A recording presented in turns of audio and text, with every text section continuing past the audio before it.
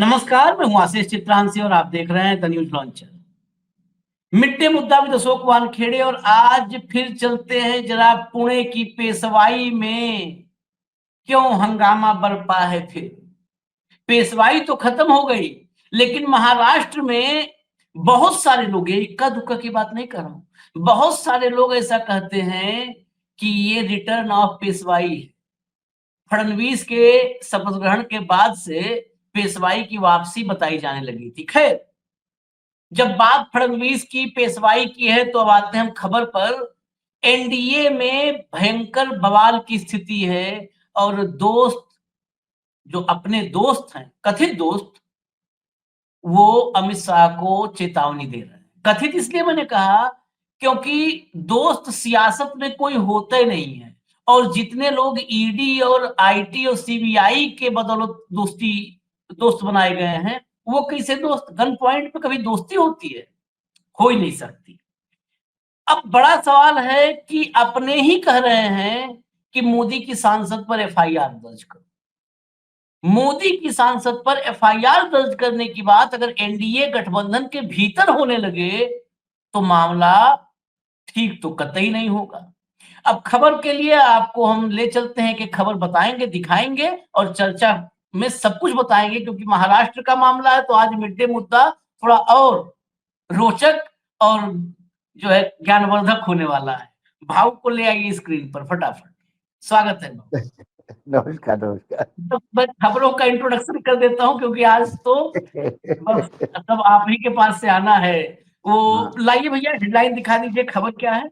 Headline ये है, पहली हेडलाइन और यही खबर है। पुणे में पेशवाओं के किले में महिलाओं ने पढ़ी नमाज, जमकर बवाल, हिंदू संगठन ने गौमूत्र से किया शुद्धिकरण।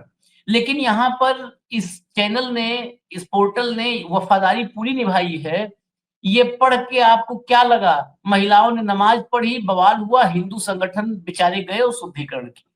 इसमें असली खबर गोल कर दी गई है कि कहाँ पे नमाज हुई, उसका इतिहास क्या है, नमाज कैसी स्थिति में पढ़ी गई, क्या नमाज पढ़ने के लिए कुछ लोग वहां आए थे या वहां बैठे हुए थे गार्डन में, नमाज का वक्त हुआ तो पढ़ लिए, सब गोलमोल कर दिया गया। इसके बाद हुआ क्या, एक मोदी की सांसद है, बहुत प्रतिभाशाली सांसद है, मेधा कुलकर्णी।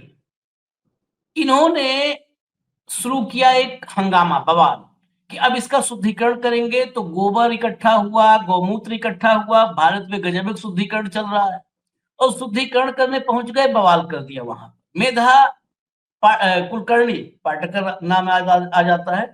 लाइए जरा उनका ट्वीट दिखा दीजिए। ये ट्वीट मराठी में है, अभी सब हिंदी में बताया जाएगा आपको, मैं तो नहीं बता पाऊंगा, लेकिन भाव जब आएंगे। ये शनिवार वाड़ा, बेसिकली जो पेशवा का महल था शनिवार वाड़ा, जिसे बाजीराव प्रथम ने बनवाया था 1732 में, और शनिवार के दिन ये जो है तैयार हुआ था, तो शनिवार वाड़ा इसीलिए इसका नाम रखा गया। वहां पर हिंदू समाज को जगाने के लिए ये कह रही हैं, जो मोटा मोटा मुझे समझ में आ रहा है। और 19 अक्टूबर को उसके लिए इन्होंने बड़ा एक कार्यक्रम किया था। ये पहला ट्वीट है। उसके बाद दूसरा ट्वीट इनका आता है इस कार्यक्रम के बाद, कि इन्होंने पूरा हिंदुओं को जगा दिया है और जगे रहने की जरूरत है। सेकंड दिखाइए, सेकंड, दूसरा ट्वीट। ये सब अभी हिंदी में बताएंगे भाऊ, आप सेकंड लाइए, सेकंड लाइए, अब हम उसमें कहाँ पढ़ पाएंगे। ये दूसरा है मेधा कुलकर्णी का। इसमें हिंदू बांधव जो है, मतलब हिंदुओं की शक्ति दिखाया इन्होंने, शुद्धिकरण में क्या क्या किया और क्या होना चाहिए, नमाज जो पढ़ा है उन पे कार्रवाई होनी चाहिए, शिव वंदना करके वहां पर, और गौमूत्र से शुद्धिकरण होना चाहिए। ये सारी बातें हैं, सब अक्षरशः अभी आगे आपको हिंदी में बताया जाएगा। महाराष्ट्र के लोग तो यही पढ़ के समझ सकते हैं। अब आगे आइए, हुआ क्या इसके बाद, इस बवाल के बाद क्या हुआ।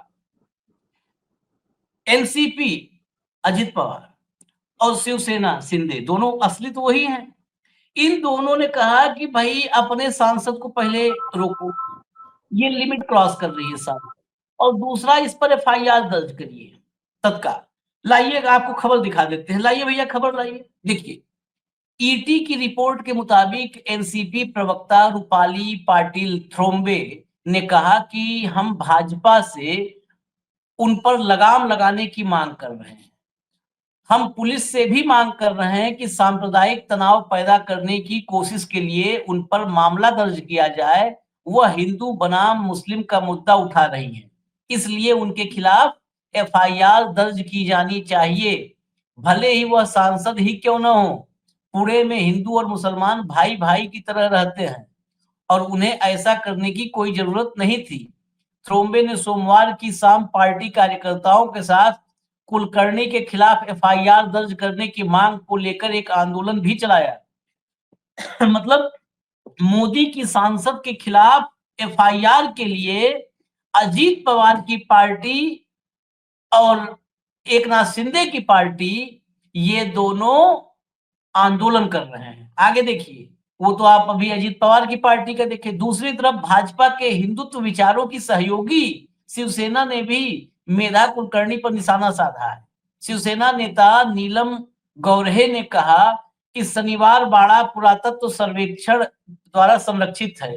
क्या करना चाहिए और क्या नहीं करना चाहिए, क्या नहीं किया जाना चाहिए, इसके कुछ नियम हैं और इन नियमों का पालन किया जाना चाहिए। अगर इन नियमों का उल्लंघन होता है तो राज्य पुलिस और जिला कलेक्टर को कार्रवाई करनी चाहिए। उन्होंने दो टूक कहा कि किसी को भी यह गलतफहमी नहीं पालनी चाहिए कि वह सरकार में है। अब सोचिए, ये लाइन ध्यान दीजिएगा, किसी को ये गलतफहमी नहीं पालनी चाहिए कि वो सरकार में है। ये गलतफहमी किसको है? ये गलतफहमी तो इनको, मेधा कुलकर्णी को होगी। अब ये जब आपस में बवाल है तो थोड़ा-सा तो मजा लेने के लिए कांग्रेस वाले आएँगे ही, क्योंकि देखिए बिहार में अपना घर छोड़ करके दिलीप जायसवाल से लेकर के जितने भाजपाई हैं इस समय महागठबंधन में मजे ले रहे हैं कि उनमें टूट-फूट हो गई है, खुद अंदर से परेशान है। तो अब आ जाते हैं, जरा कांग्रेस का ट्वीट लाइए। कांग्रेस के नेता हैं सचिन सावंत। सचिन सावंत ने ये मैं मराठी में था, इसका इंग्लिश में अनुवाद कर दिया ताकि सभी लोग समझ पाए, और इसका हिंदी पक्ष मैं बता देता हूं। शनिवार वाड़ा को शुद्ध करने का कार्य वास्तव में हास्यास्पद है। शनिवार वाड़ा कोई धार्मिक स्थल नहीं है। यह दरगाह पेशवा काल से ही वहां मौजूद है। पेशवाओं ने खुद इस पर कोई आपत्ति नहीं जताई थी। शनिवार वाड़ा में इतना कुछ हो चुका है कि भाजपाइयों ने अपने तर्क के अनुसार तो पूरे पूरे वाड़ा को ही गौमूत्र से धोना चाहिए भाजपाइयों को। इस तरह जनता को भी पता चल जाएगा कि आपकी मानसिकता कितनी पिछड़ी है। ये शनिवार वाड़ा ये एएसआई द्वारा संरक्षित है, ये धार्मिक स्थल है ही नहीं। इसी बात को रेखांकित किया है कांग्रेस के नेता ने। बस अब हो गया, हटा दीजिए, अब सीधा भाऊ के पास चलने का वक्त है। भाऊ, एक तो मेधा जी जो मराठी में ट्वीट किए उसका भी थोड़ा हिंदी का वो रूपांतरण कर दीजिएगा, हाँ, और जरा बिल्कुल कर बताइए कि दूंगा। क्या कहानी है, क्यों आपस में इतना भिड़ गए ये लोग? हाँ, मुझे लगता है कि मेधा ने जो ट्वीट किया वो तो मेधा जस्टिफाई कर रही है। उससे तो देखो, दर्शकों को ये लगेगा, एक तो शनिवार वाला एक किला नहीं है, हम्म, वो रहने का एक बड़ा ठिकाना था, बड़ी कोठी कहिए आप इसको, बड़ी हाँ कोठी या हाँ एक राजवाड़ा, पैलेस टाइप शनिवार वाड़ा हाँ, है। और हाँ, हाँ, पैलेस है वो, वहां वो पावर सेंटर रहा। मराठों के इतिहास में ऐसा समय आया कि जब छत्रपति सातारा के गद्दी पे बैठे रहते थे और पेशवा सरकार चलाते थे, और पेशवा ही सब कुछ हो गए। बाद में पेशवा के हाथ में ही, ये बहुत बड़ा इतिहास है, इसमें न जाते हुए, यदि उन्होंने सही कहा सावंत ने कि यदि आपको गोमूत्र धोना ही है तो उस शनिवार वाड़ा में क्या क्या हुआ, यदि इतिहास में चला जाएगा तो एक एक दीवार, एक एक ईंट धोनी पड़ेगी। ये वही शनिवार वाड़ा है जहां एक पेशवा की हत्या की गई उसके चाचा द्वारा, सिर्फ सत्ता पाने के लिए। यही शनिवार वाड़ा है जहां बाजीराव पेशवा को प्रताड़ित किया गया मस्तानी के नाम से। ये वही शनिवार वाड़ा है। ऐसा कतई नहीं हुआ कि मुसलमानों की जगह नहीं थी। जब पानीपत का युद्ध लड़ा गया तो पानीपत के युद्ध का जो मुख्य रणनीतिकार थे वो भी मुसलमान था, जो तोपची था, बहुत पूरे तोप सेक्शन का इंचार्ज था। और उन्हीं तोपों ने 4 बजे तक ये स्थिति ला दी थी पानीपत के युद्ध भूमि पर कि अब्दाली भागने के चक्कर में था। ये वही तोपखाना था अब्राहिम गार्दी का, वो मुसलमान था। तो कभी हिंदू मुसलमान मराठों में हुआ ही नहीं, मैं बता दूं आपको। हम्म, पूरा मराठा का इतिहास में हिंदू मुसलमान नहीं है, वो मात्र सत्ता के खिलाफ लड़ाई थी। मुगल साम्राज्य था तो गोलकोंडा भी मुसलमानों का राज्य था, लेकिन छत्रपति के साथ था। हम्म, लेकिन हमेशा पूना में पेशवा स्ट्रांग होने के बाद ब्राह्मणों ने शोषण ही किया है समाज का। हम्म, यदि मराठों का पानीपत भी हुआ, यदि मैं जितना इतिहास जानता हूं आशीष, यदि मैं बताऊं ये ब्राह्मणों के कारण हुआ, तो मैं इसमें दो मत नहीं होगा। क्योंकि अब्दाली तो फौज को लेके आया था लड़ने के लिए, हम्म, और मराठे जितनी फौज उतने ब्राह्मण लेके गए थे साथ में। बोले नहीं नहीं, फौज के साथ जाएंगे तो हम काशी और सब करके आएंगे। ये तीर्थनक पे चले गए थे, ये रिलीजियस टूरिज्म पे चले गए थे, और इनको खाना खिलाते खिलाते फौज भूखी रह गई। ये वास्तविकता है इतिहास में। क्या वो फिर ब्राह्मणों का युग वापस लाना चाहती है मेधा कुलकर्णी? सवाल ये है। उसी शनिवार वाड़ा के बाहर एक मजार भी है और दरगाह भी है, पेशवा कालीन है। पेशवाओं ने नहीं हटाया उसको, पेशवा भी वहां पे नतमस्तक होते थे। आज उस मजार पे नमाज पढ़ना गुनाह हो गया। शनिवार वाड़ा का पाठ बताया जा रहा है। और नीलम गोरे ने सही कहा, वो शिवसेना उद्धव के साथ थी, अब एकनाथ शिंदे के साथ है, विधान परिषद की उपाध्यक्ष। वो भी तेज तर्रार नेता में से गिनी जाती है। उन्हें कहा ये भाई, ये शनिवार वाड़ा कोई वो धार्मिक स्थल थोड़ी है, ये इंडियन आर्कियोलॉजी सर्वे के अंडर आता है, दे विल टेक केयर वहां क्या हुआ क्या नहीं हुआ। ये आपने ऐसा क्यों किया?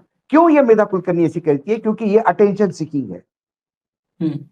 दूसरी बात, जब जब महाराष्ट्र में कोई भ्रष्टाचार पकड़ा जाता है, हिंदू मुसलमान करने का प्रयास किया जाता है। असली खेल ये है। पूना में हिंदू मुसलमान नहीं है, क्योंकि एक 3,000 करोड़ का लैंड स्कैंडल का मामला बड़ा पूना में उछल रहा है, जिसमें बीजेपी के मंत्री, मतलब मोहल साहब का भी नाम है, जो केंद्र में मंत्री है, उनके ऊपर भी छिड़के आ रहे हैं। बाकी लोगों के भी, इसमें फडणवीस की सरकार परेशानी में है। इसमें कई एंगल है। अब उसको दबाने के लिए, क्योंकि अभी वो चर्चा का विषय है पूना में, तो हिंदू मुसलमान करो, दरगाह धो, अब वो अपना शनिवार वाड़ा धो। शनिवार वाड़ा तो सही मायने में जो छत्रपति शिवाजी महाराज को जानते हैं अच्छी तरह से, मेधा कुलकर्णी जाने के बाद शनिवार वाड़ा धुल जाना चाहिए। ऐसे संकीर्ण मत विचारों के लोग जब शनिवार वाड़ा जाएंगे, तो वो मराठा साम्राज्य और मराठा इतिहास का अपमान। क्यों हिंदू मुसलमान करना? इसके पहले आपने देखा पूना में क्या हुआ था। ये बजरंगी किसी एक सेना में काम करने वाले लोगों के घर में घुस गए थे, जिसने अपने जीवन के 6-8 लोग जिनके सेना में हैं, क्योंकि वो मुसलमान थे, बोले बांग्लादेशी है ये, फिर माफी मांगनी पड़ी। ये क्यों हो रहा है? क्यों पूना की तासीर को बिगाड़ा जा रहा है? पूना कल्चरल कैपिटल है महाराष्ट्र की, पूना एजुकेशन हब है महाराष्ट्र का। ज्योतिबा फुले से लेके लोकमान्य तिलक तक, प्रके अत्रे तक को क्या नहीं पूना ने दिया इस देश को। उस पूना में संकीर्ण विचार, यह मोहतरमा कौन है ये भी जरा जान लीजिए। ये मेधा कुलकर्णी एक कारपोरेटर हुआ करती थी जब बापट साहब पूना की राजनीति देखते थे। अभी वो दिवंगत हो गए, गिरीश बापट साहब। फिर एक बीजेपी में रमेश बागने थे, मतंग समाज के, वो इनके मॉनिटर हो गए, मतलब उनके नेतृत्व में इन्होंने आगे बढ़ा। उसके बाद फिर बावन कोयल जी ने इनको गुरुत्व दिया। फिर उसके बाद विनोद तावड़े, ये सब लोगों ने इनको आगे बढ़ाया। फिर ये कोथरूड करके एक ब्राह्मण बहुल क्षेत्र है, वहां से विधायक बनी। अब उसके बाद जब चुनाव हुए, तो देवेंद्र फडणवीस चाहते थे कि वहां से ये मुरली मोहल जो है, जो मेयर भी थे पूना के और वर्तमान में केंद्र में मंत्री है, राज्य मंत्री, इनको वहां से विधानसभा लड़वाना चाहते थे, क्योंकि वो बीजेपी का बड़ा सेफ गढ़ माना जाता था। लेकिन अमित शाह जी ने वहां से चंद्रकांत दादा पाटिल को उतारा, और मोहल जो बेचारे चुनाव लड़ रहे थे, वो उनको वहां पे उसमें जाना पड़ा, उनका प्रतिनिधि बनके चुनाव हैंडल करना पड़ा, संचालक बनके। जब दादा को टिकट दिया गया वहां पे, और जब मेधा कुलकर्णी को समझ में आ गया कि उनका टिकट कटा, तो इन्होंने बाकायदा हंगामा मचाई बोल के कि ब्राह्मणों का अपमान हो रहा है, ब्राह्मणों को डोला जा रहा है, ब्राह्मणों के साथ पूना में अत्याचार हो रहा है। संघ को भी मैसेज दिया कि ब्राह्मण और सवर्णों का क्या हाल होगा, ये क्या नया समीकरण बिठा रहे हैं। खूब चिल्ला चोट हो गई। फिर उसके बाद कस्बा का बाई इलेक्शन आ गया। कस्बा में पहले वही गिरीश बापट साहब लड़ते थे, तो बोले वहां पे भी ब्राह्मणी उम्मीदवार दो, लेकिन फिर बीजेपी ने दूसरा उम्मीदवार दिया कस्बा में, जो चुनाव हार भी गया। जो एक बाई इलेक्शन कांग्रेस जीती थी पूना में, याद होगा आपको, बड़ा हंगामा मचा था, ये वही है। उस टाइम पे भी मेधा कुलकर्णी ने ब्राह्मणवाद चलाया कि फिर ब्राह्मणों पे अन्याय, फिर ब्राह्मणों पे अन्याय। थोड़ा संघ भी नाराज हो गया कि ये ब्राह्मणों पे कितना अन्याय होगा, क्योंकि संघ में भी ब्राह्मण ही दिखेंगे आपको। वह ऊपर देवेंद्र फडणवीस भी बन रहे हैं, उनको भी थोड़ी सी याद आ गई ब्राह्मणों पे अन्याय हो रहा है। फिर इनको नेशनल एग्जीक्यूटिव में एडजस्ट किया गया ऊपर और सेक्रेटरी बनाया गया। कस्बा के टाइम पे जब इन्होंने हंगामा किया तो इनको लगा कि अब लोकसभा भी आने वाली है और देवेंद्र फडणवीस मोहन को वहां से लड़वाना चाहते थे, जो विधायक बनते बनते रह गए थे। यदि उनको बनाएंगे तो ये फिर हंगामा करेगी, तो इसके पहले इसको राज्यसभा में शिफ्ट किया। राज्यसभा में इनका ब्राह्मणत्व तेवर देख के ये वक्फ बोर्ड का जो कमेटी होती, स्क्रीनिंग कमेटी जो बनी थी अभी, स्क्रूटिनी कमेटी वक्फ बोर्ड पे, उस पे मेंबर बनाया इन्होंने, वहां पे भी गदर काटा। और अब ये योगी आदित्यनाथ के बाद अपने हेमंत विश्व शर्मा के बाद अब ये हिंदुत्व का तीसरा झंडा दरबार बनना चाहती है। दूसरी बात, एकनाथ शिंदे हो गए, खासकर अजीत पवार, जो प्रॉब्लम ये है कि नगर निगम के चुनाव है अभी, पुणे म्युनिसिपल कॉर्पोरेशन और सबके ड्यू है अभी, और उसमें अभी ये साथ में लड़ेंगे कि नहीं लड़ेंगे पता नहीं है। यदि साथ में लड़ेंगे तो मैक्सिमम सीट्स बीजेपी कवर कर लेगी, ये उनकी दुखती रग है। इसके लिए वो भी एकदम वोकल हो गए कि हिंदू मुसलमान कैसे कर रहे हो और ये नहीं, और अपने सांसद को, क्योंकि इस महिला ने हिंदू मुसलमान कर करके पूरे पुणे की शांति भंग कर दी, मैं बता रहा हूं। मतलब ये स्थिति हो गई कि कॉलेज में जब लोग एडमिशन लेते, पुणे इज एजुकेशन हब, दूर दूर से लोग पुणे में पढ़ने आते, नॉर्थ ईस्ट से लोग पुणे में पढ़ने आते, उत्तर भारत से आते, दक्षिण भारत से लोग पुणे में पढ़ने आते। और आज से नहीं, पुणे सालों से महाराष्ट्र के जन्म से पुणे एजुकेशन का हब रहा है। वहां अब लड़कों को डर लगने लगा है दूसरे धर्मों के कि हम जाए कि नहीं जाए। तो जहां भी ये शुरू हो जाएगा ड्रामा, जहां भी गौमूत्र और गोबर जहां शुरू हुआ वहां कौन आएगा? जिनके दिमाग में गोबर भरा है आशीष, वही मुसलमानों के एंट्री से वहां अपवित्र हो गया, ऐसी बात कर सकते हैं। इब्राहिम गारदी जब गया था तब कहां थे ये लोग?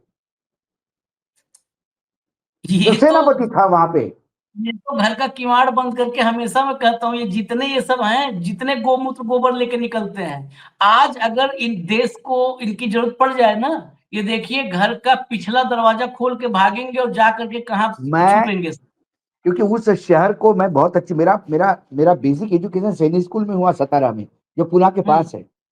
मेरा पुणे में बहुत वास्तव में गया, क्योंकि मेरा जो सहपाठी था जो कारगिल में गया, जिनकी मृत्यु हो गई,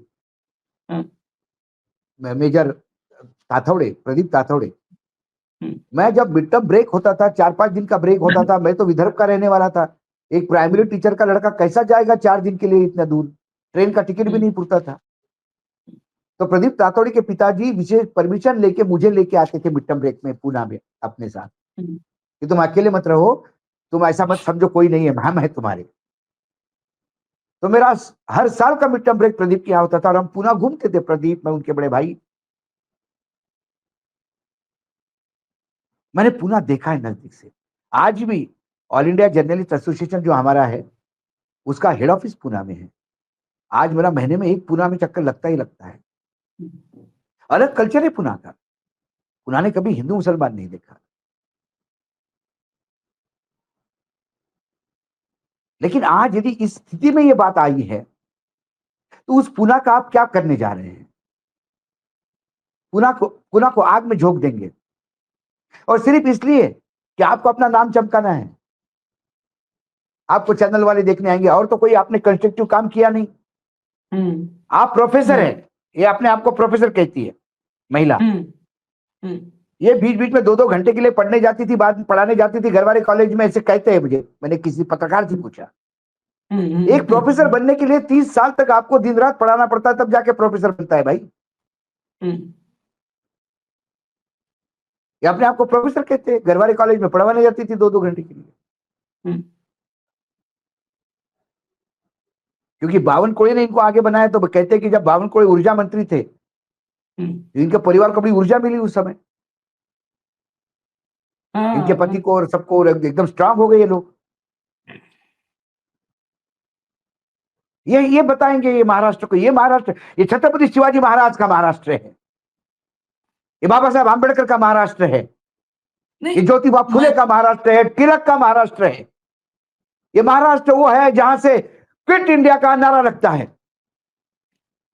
अच्छा, इन महाराष्ट्र ने आक्रांताओं के खिलाफ लड़ाई लड़ी है। इस महाराष्ट्र में कभी धर्म और जाति पर लड़ाई नहीं लड़ी गई है। ये कहती ब्राह्मणों पे अन्याय है।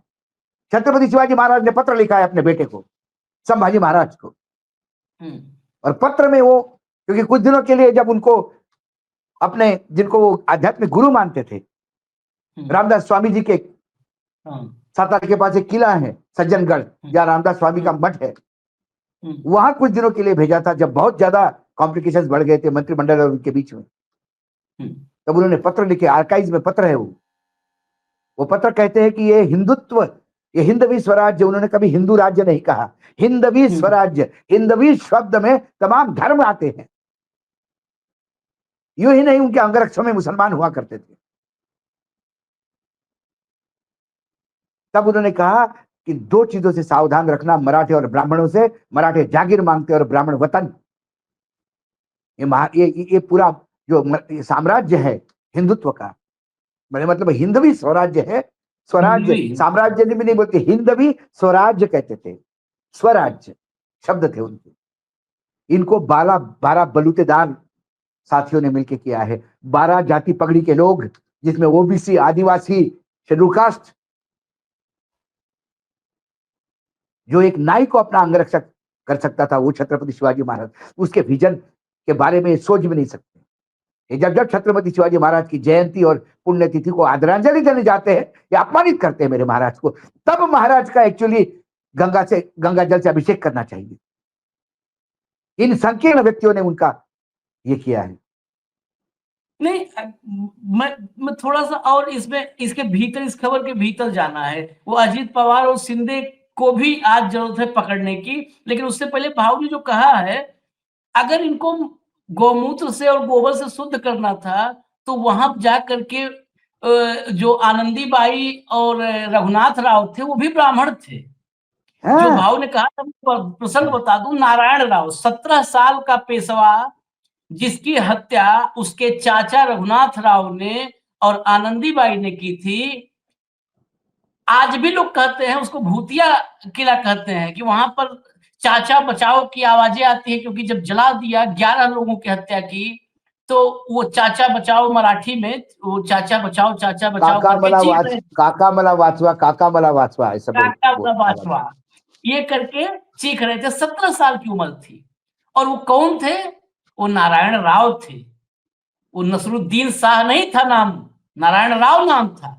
आनंदीबाई नाम था, आनंदीबाई नाम था, अनीसा बेगम नाम नहीं था। जाओ शुद्ध करो, गौमूत्र बनाओ, वहां पर रघुनाथ राव और आनंदीबाई की फोटो, और नहलाओ उसको गौमूत्र से, मुंह पे पोतो गोबर।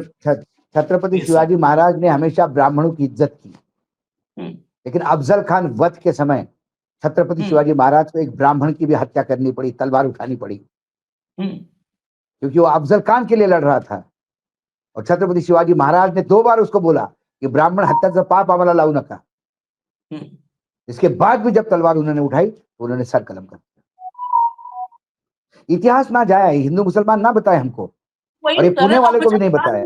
ब्राह्मण खड़ा था, अफजल खान के साथ ब्राह्मण खड़ा था, छत्रपति शिवाजी महाराज के साथ मुसलमान अपनी जान देने के लिए उतावला था कि हम छत्रपति के लिए जान दे देंगे। ये हिंदू मुसलमान कर रहे हैं जिनको न इतिहास पता, न भूगोल पता, न वर्तमान पता, देश का भविष्य सत्यानाश करने पे आमादा है सब। लेकिन सवाल असली क्या है बाबू, जहां मैं जाना चाहता हूं अब ठीक है, वो मॉनिटर कई चेंज हो गए, वो तो ठीक है, बापट से लेकर के और बावन कुले तक बहुत मॉनिटर बन गए मेधा कुलकर्णी के, वो अलग। नहीं, ये अजीब। बापट साहब ने नहीं, बापट साहब ने बहुत पहले देख लिया था। अच्छा। उन्होंने कारपोरेटर के समय ही उनको समझ में आ गया था, तो उन्होंने अलग कर दिया। तो इन्होंने फिर हाँ, बाकी लोगों का साथ लेकर आगे बढ़ा। देखिए, हाँ, राजनीति में सीढ़ी कैसी बनाई जाती है आशीष, आप जब जानते हैं और हाँ, दर्शक भी जानते हैं। हाँ। नहीं, लेकिन एक एक सवाल, जो एक खबर और महाराष्ट्र से है, मैं इस खबर से जोड़ रहा हूं उसको। एक खबर है कि अजीत पवार बहुत इस समय बड़े चिंताग्रस्त हैं, और चिंताग्रस्त किस वजह से हैं, ये खबर है, वो आप बेहतर बताएंगे, महाराष्ट्र का मामला। खबर ये है कि अजीत पवार को अब अपनी एनसीपी में, जो असली वाली उनकी एनसीपी राजीव कुमार ने बना दी थी, उसमें ऑपरेशन लोटस का डर सता रहा। कहीं ऑपरेशन लोटस का डर तो नहीं कि बीजेपी के खिलाफ इतना मुखर की एफआईआर दर्ज करो, इसको इस पे लगाम लगाओ, ये बातें, क्योंकि उन्हीं के विधायक है, एक नहीं, एक के बाद एक शुरू हो रहा है, संग्राम जगताप, संग्राम, ये सब उनके, ये अजीत पवार की, मतलब बेसिकली कहें तो शरद पवार की राजनीति को ये लोग बढ़ा रहे हैं। इनकी पार्टी में इसके लिए तो कहीं जगह नहीं रही, कभी भी नहीं रही कि मुसलमान की दुकान से सामान मत खरीदो, हिंदुत्ववादी रास्ते पे चलो। गौमूत्र और गोबर की राजनीति न शरद पवार की रही है, ना अजीत पवार की रही है। अगर अजीत पवार की पार्टी में गौमूत्र और गोबर वाले अब सामने आने लगे हैं, तो ये ऑपरेशन लोटस का कहीं न कहीं एक संकेत भी है। क्या इस डर से अब अजीत पवार जो है थोड़ा मुखर हो रहे हैं, इस कई मोड में आ फैक्टर्स रहे है हैं? आशीष हुँ, जी, कई फैक्टर्स है इसमें। इसमें हुँ, है कि हुँ, अजित पवार के पैर भी, मतलब पंख पंख भी छाटे गए हैं, बहुत पर छाटे गए हैं। अजित हुँ, पवार की फाइलें सारी मुख्यमंत्री के थ्रू जा रही है। पहले हुँ, अजित पवार जैसे मनमानी कर सकते थे, वैसे नहीं करते थे। दूसरी हुँ, बात है, अजित पवार के बहुत सारे लोगों को बीजेपी ने दरवाजे खोल दिए हैं। वो अजित हुँ, पवार के लिए चिंता का विषय है। अजित पवार खुद पुणे के पालक मंत्री है। अजित पवार की हुँ, राजनीति यदि बारामती और पुणे में नहीं रहेगी तो कहाँ रहेगी?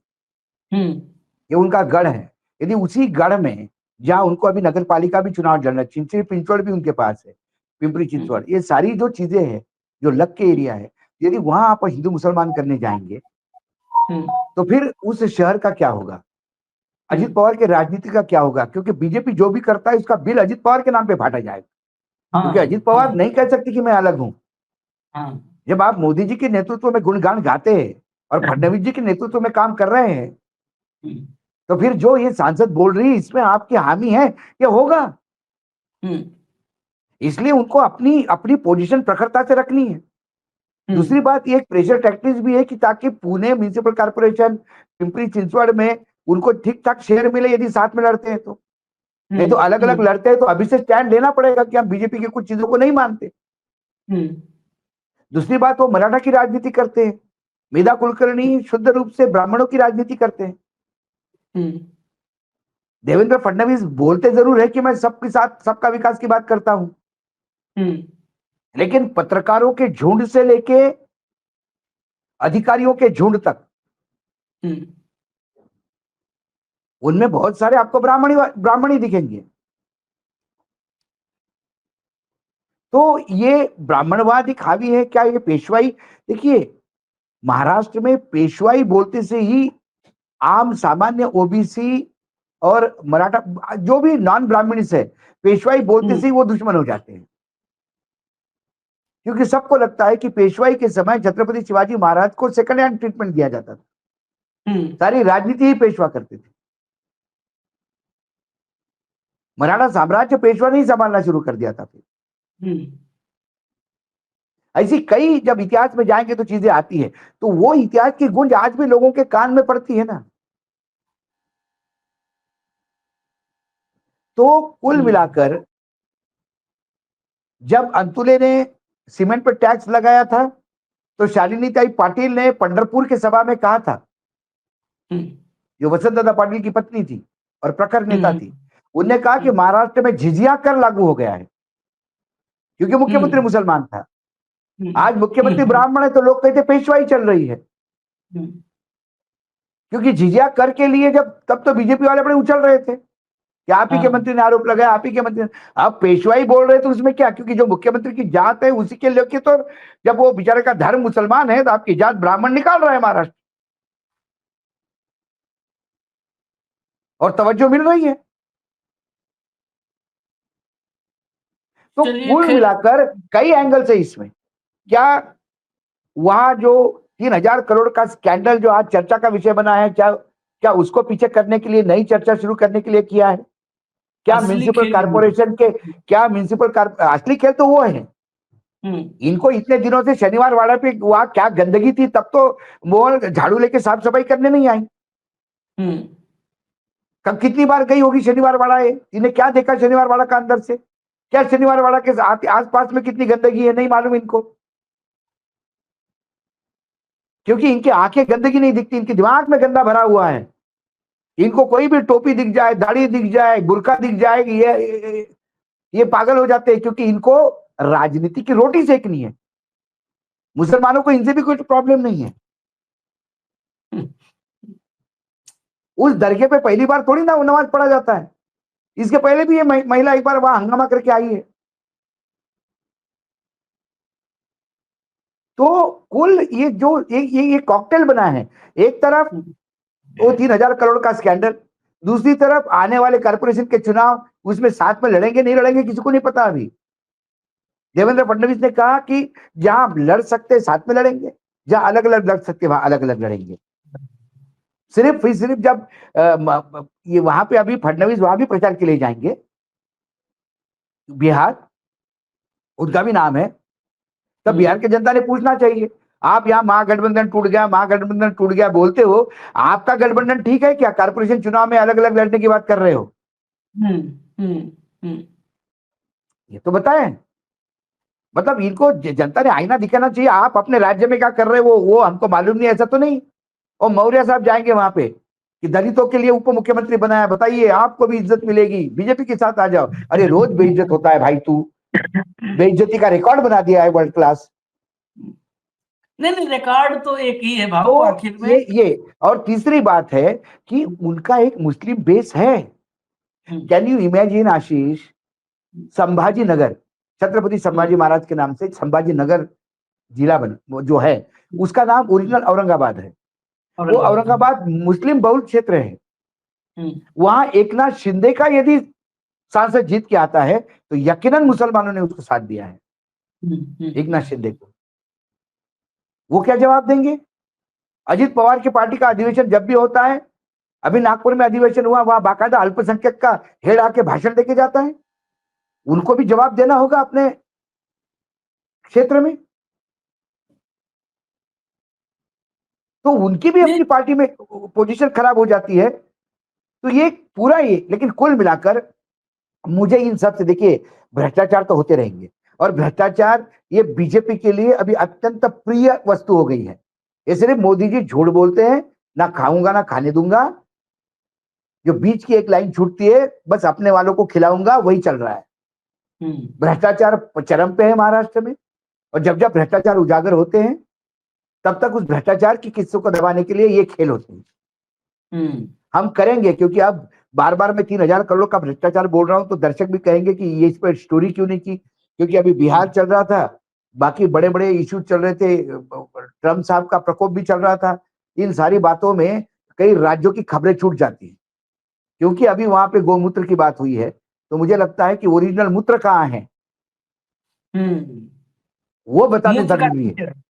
मूत्र का कीचड़ जिसमें कमर फैलाने की कोशिश कीचड़ है, जिसमें जिस भ्रष्टाचार का कीचड़ है, उसमें भी हम एक शो जरूर करेंगे। आज ही मैं दर्शकों को बताता हूँ, और वो 3,000 करोड़ का स्कैंडल क्या है, बहुत जल्दी 1-2 दिन में आपके पास लेके आएंगे, पूरे कागजों के साथ, पूरे प्रूफ के साथ। लेकिन कुल मिला के ये अपना राजनीतिक स्वार्थ, ऐसा भी नहीं कि इसके पहले, अच्छा दूसरी बात, वो पालक मंत्री है पुणे के, उनकी जवाबदेही भी है। कुछ तो नहीं, वो लोग पूछेंगे उनको। एक ही लाइन आखिर में समझिए कि अगर दोगलेपन का कोई गोल्ड मेडल कहीं दुनिया में मिलता हो तो लाख भाजपा लोग पहना दीजिए, एएसआई ने भी, जो अभी लेटेस्ट अपडेट है, एएसआई ने भी अज्ञात महिलाओं पर मुकदमा दर्ज कर लिया है। ये सब के सब एजेंसियां हो गई हैं भाजपा पन्ना प्रमुख। ये आप सुप्रीम कोर्ट में जाते हो, जिस खजुराहो में जिस विष्णु की मूर्ति पर गए थे वो भी एएसआई संरक्षित है। हाँ, तो वहां आपकी आस्था रहेगी, और मजार पे किसी ने जो है नीचे कर लिया गर्दन, अपना सर झुका लिया, अरे नमाज पढ़ आशीष लिया, भाई, मैं तो फिर से रिपीट कर रहा हूँ, वो मजार दोगलापन। शनिवार वाड़ा में नहीं है। वो अच्छा, है ही मजार और नहीं। दरगाह शनिवार वाड़ा के बाहर है, जो ये लोग जबरन उसको ही शनिवार वाड़ा का हिस्सा बोल रहे हैं। नहीं, इन पे एक्शन होना चाहिए, बिल्कुल एफआईआर होनी चाहिए। हालांकि मोदी की ये जो है सांसद हैं, और इन्होंने बहुत मेहनत से यहाँ तक का राजनीतिक सफल तय किया है, तो इनकी मेहनत पर और इनके ओहदे पर मुझे पूरा भरोसा है, इनके खिलाफ कुछ नहीं होना। इजाजत दीजिए हमें, अब फिर आते हैं बड़ी खबरों के साथ। धन्यवाद भाव, बहुत बहुत धन्यवाद, नमस्कार। नमस्कार।